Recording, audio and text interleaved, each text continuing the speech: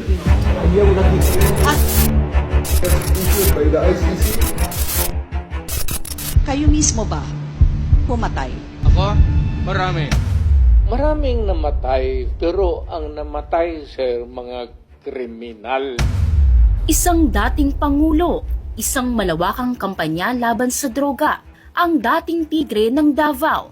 Ngayon, isinasakdal sa krimen laban sa sangkatauhan.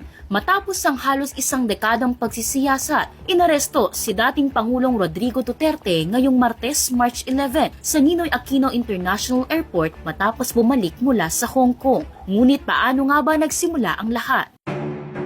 August 2011, formal na lumagda ang Pilipinas sa Rome Statute, isang kasunduan para sumapi sa International Criminal Court o ICC. April 2017, unang isinampa ni Attorney Jude Sabio ang reklamo laban kay Duterte kaugnay ng umano'y extrajudicial killings sa ilalim ng kanyang war on drugs sa ICC. Ito'y base sa testimonya ng self-confessed hitman na si Edgar Matobato, ngunit itinanggi ito ng kanyang administrasyon. February 2018, sinimula ng ICC ang preliminary examination sa drug war ng Administrasyong Duterte. March 2018, inanunsyo ni Duterte ang pagkalas ng Pilipinas sa ICC. March 2019, opisyal na kumalas ang Pilipinas sa ICC. Ngunit ayon sa Korte Suprema, mananatili ang pananagutan ng bansa sa mga kasong naisampa bago ang pagkalas. September 2021, pinayagan ng ICC Pre-Trial Chamber na buksan ang investigasyon sa drug war at umano'y mga patayan sa ilalim ng Administrasyong Duterte, kabilang na ang Davao Death Squad noong panahon niya bilang alkalde ng Davao City. June 2022, sinubukan ng gobyerno na pigilan ang investigasyon, ngunit hiniling ni ICC Prosecutor Karim Khan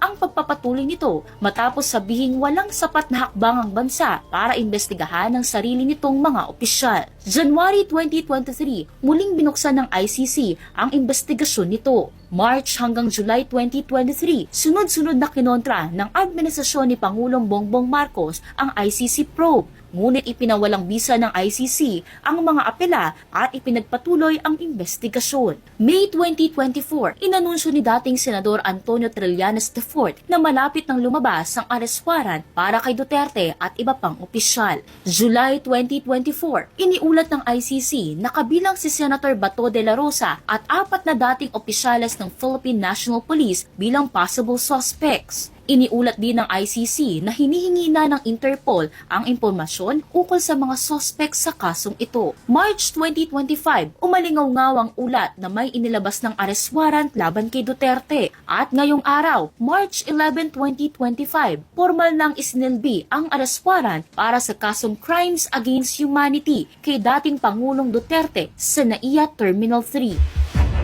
Inaasahan ng mga pamilya ng mga biktima ng mga EJK na uusad ang hustisya para sa mga pinaslang na inosente at malaman kung paano ang isang pinunong nangakong lalaban sa krimen ay iniuugnay ngayon sa dugo ng libo-libong biktima at kung paano ang isang leader na itinuturing na tagapagtanggol ng bayan ay isinasangkot sa mga alegasyon ng paglabag sa karapatang pantao. Para maging updated sa mga local happening, mag-follow at mag-subscribe sa social media pages ng News 5.